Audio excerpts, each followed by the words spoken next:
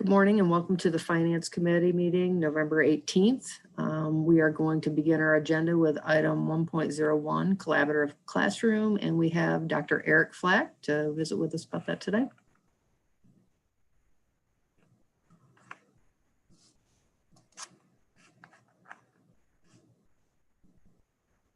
Good morning, Dr. Flack. You may be on mute. Is that better? That's better. Okay, my apologies. Good morning, everyone. Item number 1.01 is for additional collaborative classroom resources that were needed as we prepared to shift the 4-6 classrooms to in-person learning. Just as a reminder, those are collaborative classroom was adopted several years ago. Well, in June of 2019. We started shifting to collaborative classroom, and that included being a writer and being a reader.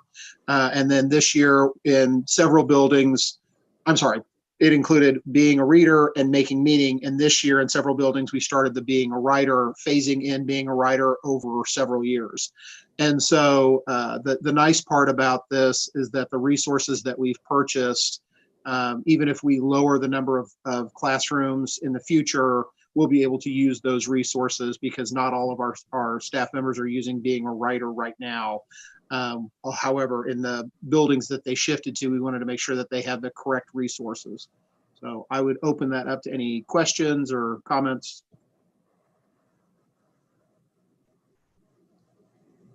All right. Thank you, Dr. Flack. All right. Thank you.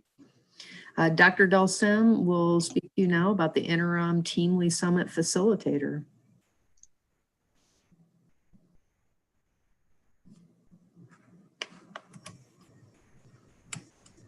And Dr. Miller, my video isn't working, but good morning, everyone.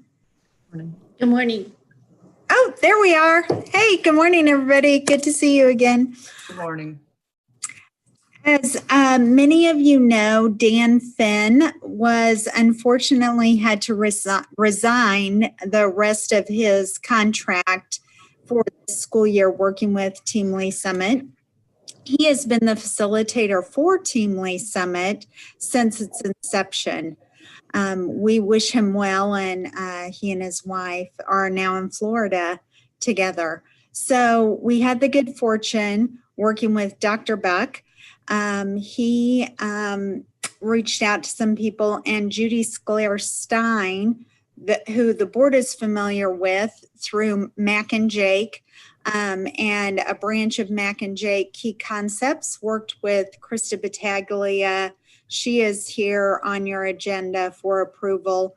She can work in this interim time the rest of the school year to facilitate Teamly Summit. And then this spring, we would put out an RFP for an overall facilitator at large to continue. I did have a couple of questions. Sure. With Dan Finn's contract ending suddenly, what was the remaining, did we have a remaining kind of balance on that he had not used? What savings do we get from his contract ending? Dan was a pay-as-you-go on his contract. So it would be a replacement, I would say, of those funds. And that's kind of probably then understanding better the contract with Judy, is it Judy St. Clair? Judy Sclair-Stein. Sclair-Stein. Thank you. Because there wasn't a set amount of hours. There's just the hourly rate. So correct. About how many hours will she be working for us? What's the estimate? Yeah, I would have to probably put a pen and pencil to that, Kathy. It would be on par with what Dan did. Usually we did a pre-meeting before Teamly Summit, which was about an hour planning meeting to set the agenda. Then the day of Teamly Summit, which was about a 7-hour day, 7 to 8 hour day each time. Okay. And Dan's, that helps me understand better why Judy's didn't have like an estimated total hours. But you're certain that this will all be within budget? Yeah, the only thing that would exceed for Judy, which would be different than Dan, is she'll have travel and hotel, and Dan lived locally. So hers would be higher. So I do want to make you aware of that. But still within budget dollars. It's not that we're asking for an increase to the budget. That would be correct. I can handle it within mine. Okay, great. Thank you. Thanks for taking me through that. That helps. Thanks for those questions. Yeah. Thank you, Dr. Dawson. You're welcome. Okay. If there's no other questions, we're going to move on to items 1.03, 1.04, and I'll have Mr. Gurel speak to both of those topics.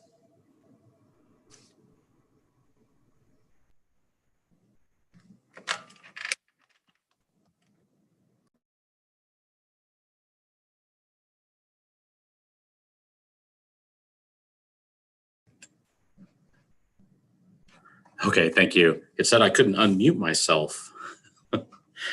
Can you guys hear me? Okay. Thank you very much. I'm going to present 1.03 and 1.04. Those two agenda items do relate to each other on the same project, our athletic improvements at the 3 high school campuses. So I would first like to refer to the background information in 1.04, which is the Monarch construction contract. And just some quick backup behind why this is a different project delivery method. We met with our architects and internally we decided to pull this out as a general construction bid and not use the construction management project delivery method for these. We just felt like that for the scope of work, that it was a more cost-effective method of delivering the project. And, you know, it's just a little bit lower, I want to say lower risk, but, you know, we're not dealing with educational space and things that are very timely, even though we know that we still need to be done for athletic season next fall. So the general scope of work involves at Lee Summit High School, constructing a home press box, a new visitors or a new home concession and restroom building. The 2 existing buildings that are in very poor condition will be demolished.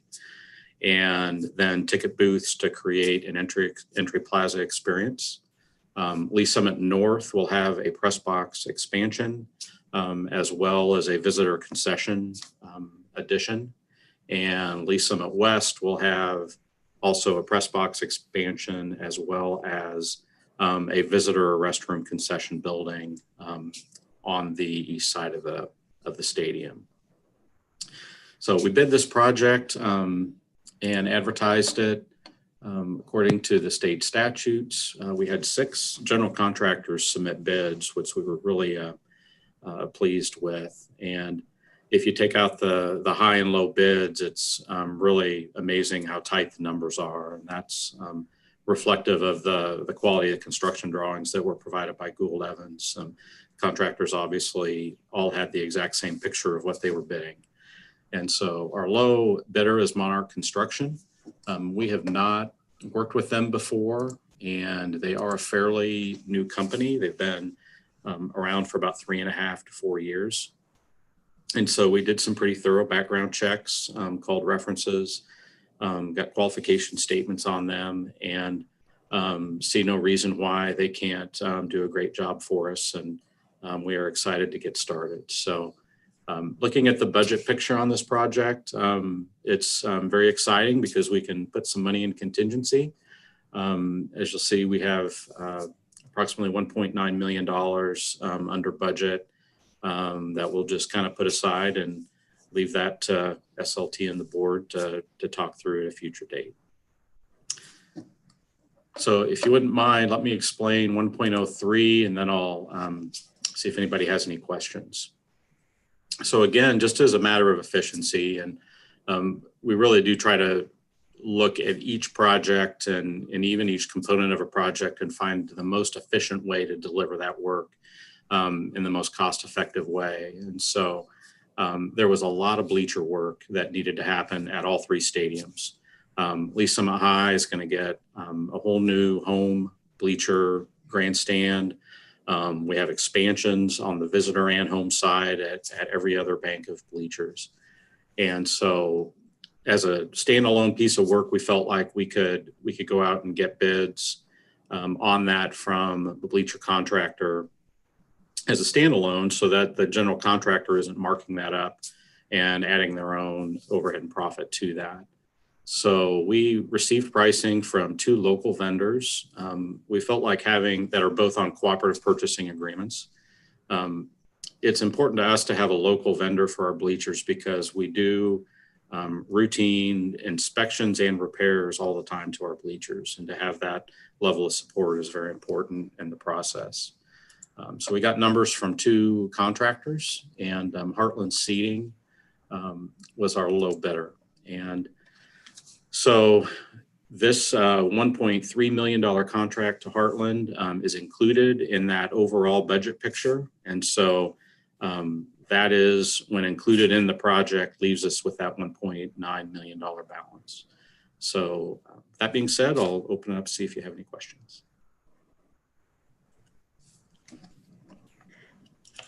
I did just wonder, that hits the buildings line item, is that right, on your budget summary? Yes, it does. That bleacher contract will come out of the 6521 buildings budget line. Okay, great. And then I see you updated these, so that's all corrected to the 10/7/9/35 like we talked about at the beginning. Perfect. Okay, thank you. Yes. All right. You're welcome. We are going to move on to facilities. So items 2.01, 2.2, 2.3, we're going to have Kyle speak to that, and he's going to share some more news. So middle school number 4, we have another guaranteed maximum price amendment to award at this month's board meeting. This GMP includes all of the building package construction items. So essentially everything it takes to build the building. There are two components that are still left to either decide or bid. One will be the public improvements that we've talked about that have been agreed upon with the city in the development agreement. And so that work will be bid, and we anticipate an award sometime in the spring. The estimated value of that work is probably about $1.6 million. That's what the engineer's estimate is. We also have a decision to make on the baseball, softball playing surface, whether we're going to go with natural turf or artificial turf. And we will be meeting internally and bringing that back to the board within the next month or two. That is about $1 million swing one way or the other. And I'm just going to speak in very round numbers. If the bids that we are awarding today or at this board meeting would take the fields up just to the rough grade. And then in a future board meeting, we will award either a natural grass playing surface or an artificial. And so the natural grass playing surface, just in rough numbers, about $500,000. The artificial is about $1.5 million. So there's about $1 million delta between the two. So those are the two components that are not included yet in the project that are large ticket items. The positive is that with this bid, as you see the numbers, we're awarding a $41.2 million contract. And if we took the artificial turf, the more expensive option, and if we had a $1.6 million bid on the public improvements, then we will still be about $5.5 million under budget on this project. So a real positive budget picture. We're real excited to get some real construction started. So that being said, I'll open it up for questions. Kyle, I missed. Can you repeat I heard the 1 million swing between the natural turf and the artificial. Which is which? I just missed when you said that. Which is which? The artificial turf is $1 million more. Is that what you were asking? Yeah. Sorry. And then, so that, would we see a difference then in the maintenance going forward between the two? There is some reduced maintenance cost with artificial turf. There's we'll be doing a larger budget analysis of the two systems, and Okay. but there is some maintenance involved in artificial turf also. And did you kind of come back with that review because of, I saw, I think on the board, we saw some emails coming in with preference to the natural turf, and did that kind of drive to have that discussion, or was that always part of the plan to look at the two? We were going to evaluate. I will tell you that our user groups are highly in favor of artificial turf.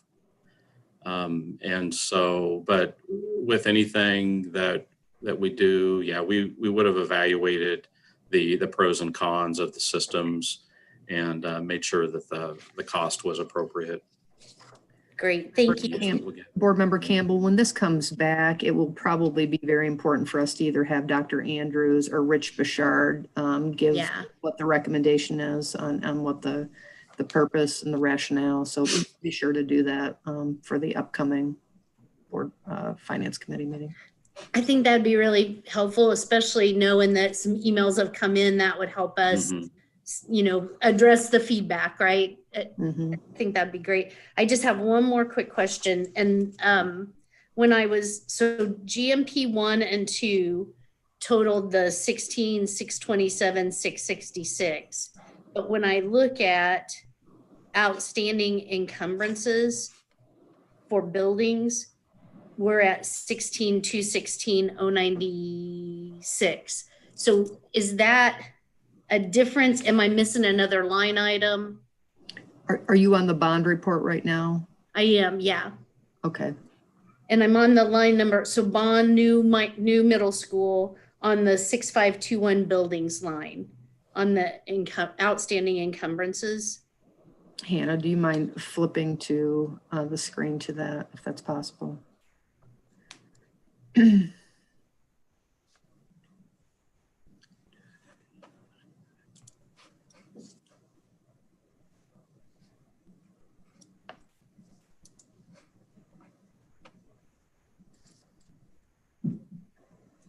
I was just trying to reconcile that, get my brain around that.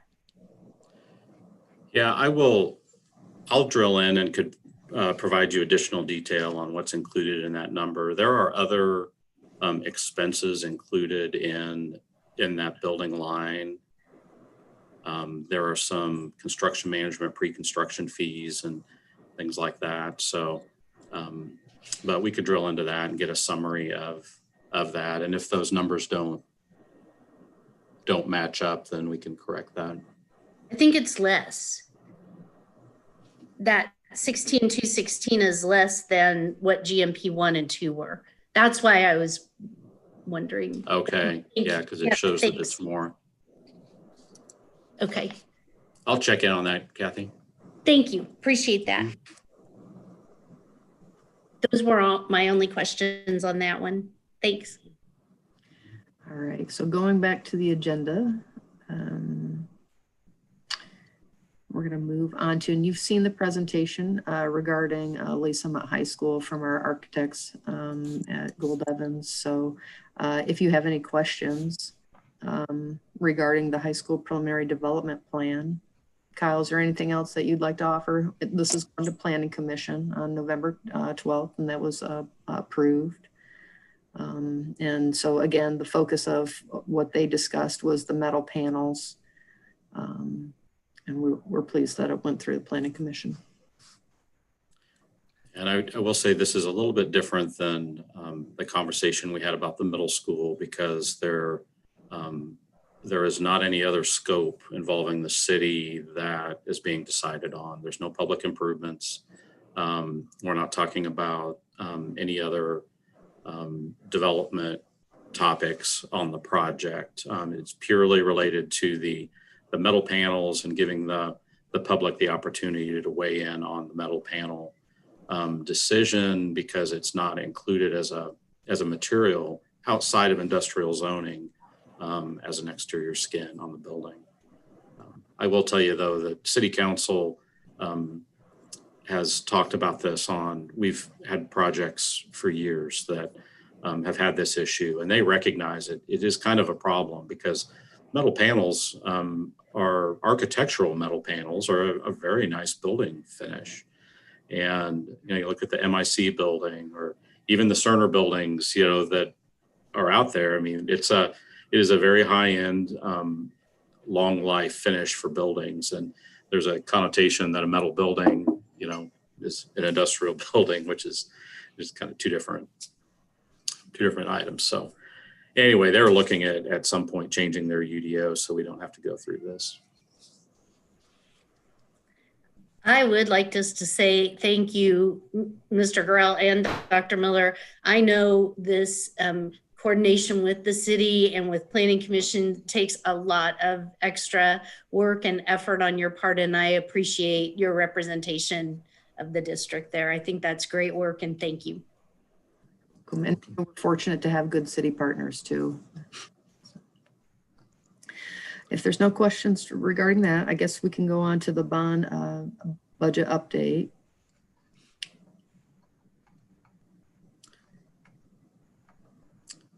Looking at the bond budget update, the 6521 line that is titled buildings, that is we've talked about that earlier. That's the predominant construction line that we look at for awarding the construction contracts.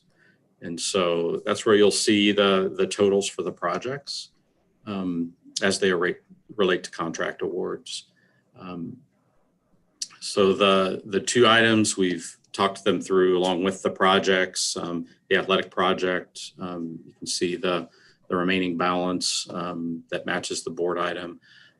I will check the outstanding encumbrance on the middle school to make sure that our accounting systems lined up there. And but overall on the middle school, if you look at the remaining balance for the middle school construction line, so it shows a 49 plus $1 million balance. And so when we award the contract tonight and take the other two budget items out that I mentioned, that's where we come up with that roughly $5.5 million number.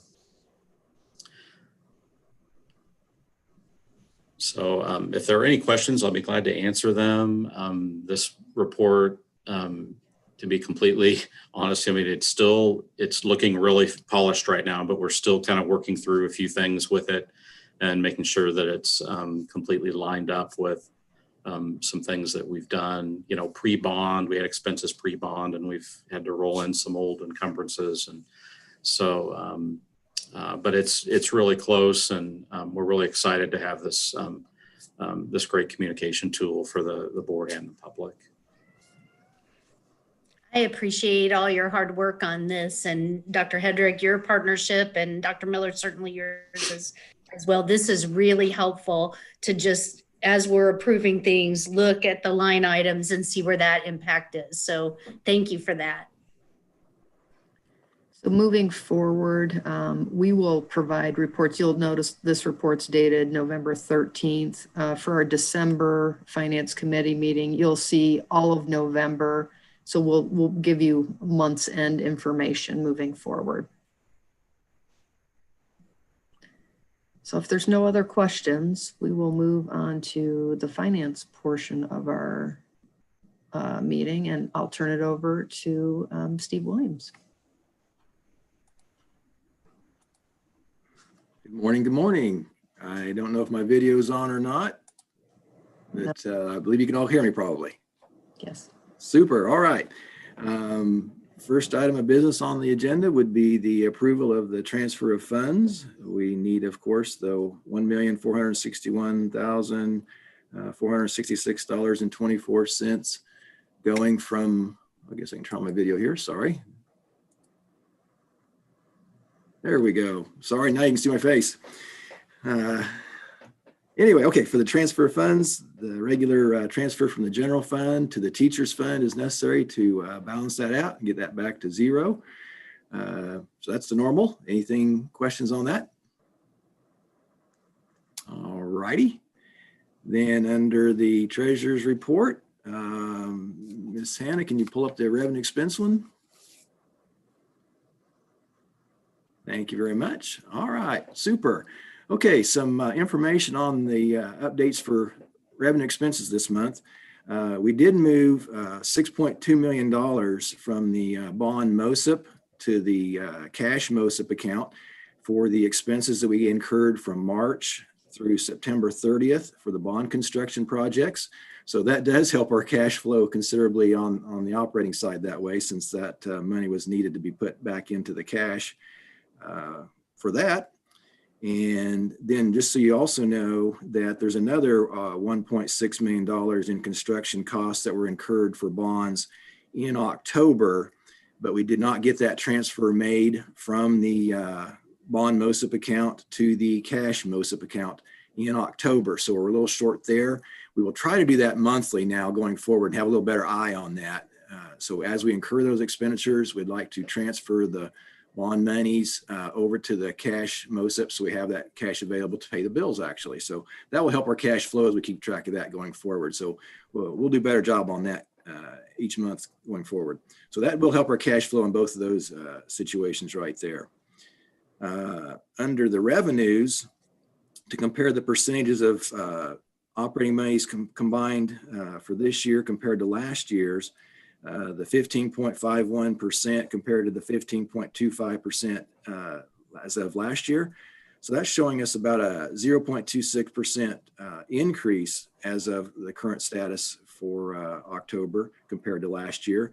That does include $2.6 million in CARES reimbursement that we received in October. So we are collecting those as we go along. So that's helped our cash flow out considerably also. Just so you know, we are also scheduled to be receiving another $600,000 to $700,000 in CARES money, hopefully very soon. The big chunk of that's coming from the county, $600,000 plus from the county is what we're expecting hopefully soon also. So that'll help our cash flow. Both the CARES money is coming in hopefully in November, December, hopefully for those two. And as far as the comparison of all funds percentages to last year's percentages, you'll see 54.71% this year compared to 14.10%. Those are not comparable because we incurred the bond money, sale money now. So that obviously increased our revenues. So that's not going to make it comparable to last year's at this time for those. So that's why we're showing a lot of money in those percentages right now for total funds. As far as the restricted funds, point out that we did not receive the October nutrition revenue we were anticipating. That was $401,000. They did not pay us. They did pay us in November, so that'll show up on those reports in November. And they also let us know that there's another $668,000 that is to be paid in November, and we will receive it. So that'll help our cash flow out by about $1 million for the nutrition services. And you'll see down below here as we get there that they're currently negative. So that revenue will definitely help offset some of those cash flow problems we have on the nutrition side. Activity-wise, we're a little down from last year, the 21.67% revenues compared to 38.6.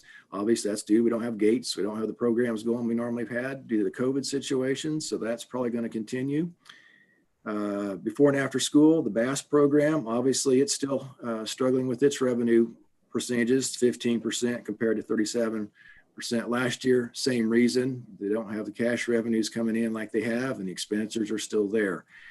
So we'll have to address that at some point in time as we get this kind of figured out as we go down the road. But that's the revenue status at this time.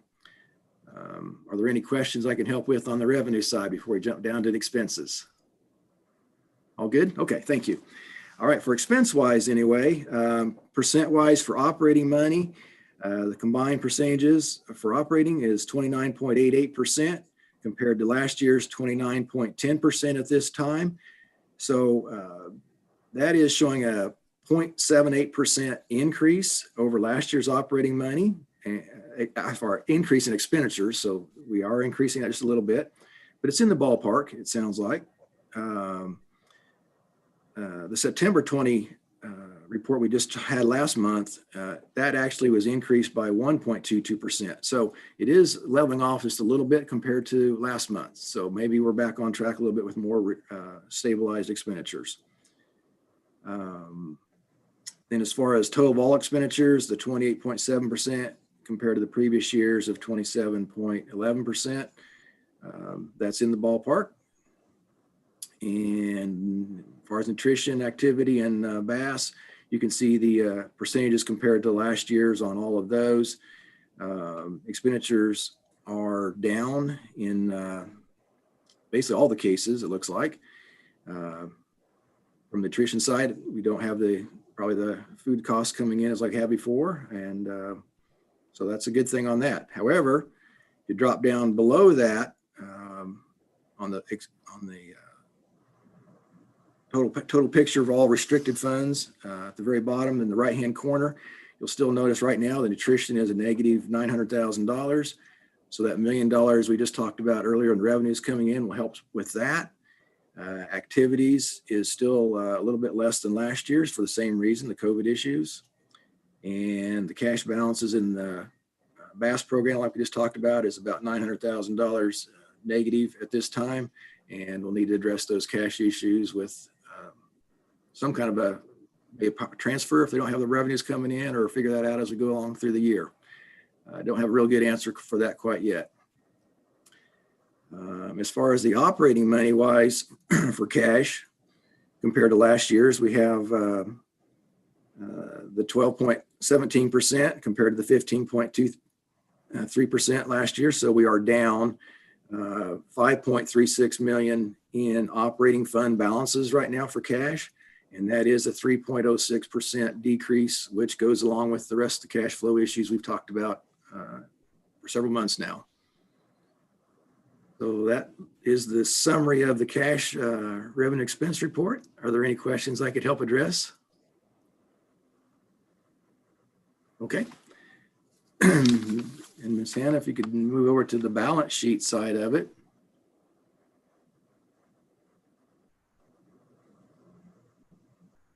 Okay, the balance sheet basically that shows the cash balances we just talked about on the other sheet in more detail for each individual fund. So this summarizes it per fund. Bottom line, going down to the fund balances, the beginning year to date, 7/1, it shows the balances there to start with for the beginning of the year. Then it shows the year to date revenues, then the year to date expenditures, and the fund transfer from the general to the teachers fund. And then the bottom line of all of them, it shows the cash and fund balances of each individual fund, which does match with the front sheet we just talked about on the expense revenue report at the bottom.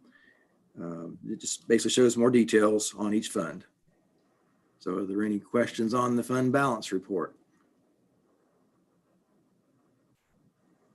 All righty. If we want to go to the investment report, as of right now, we have almost $2 million in the MOSIP cash account, and we have about $47.8 million in the Payne Weber investment program, for a total of the $70.9 million for the current year's investments for October.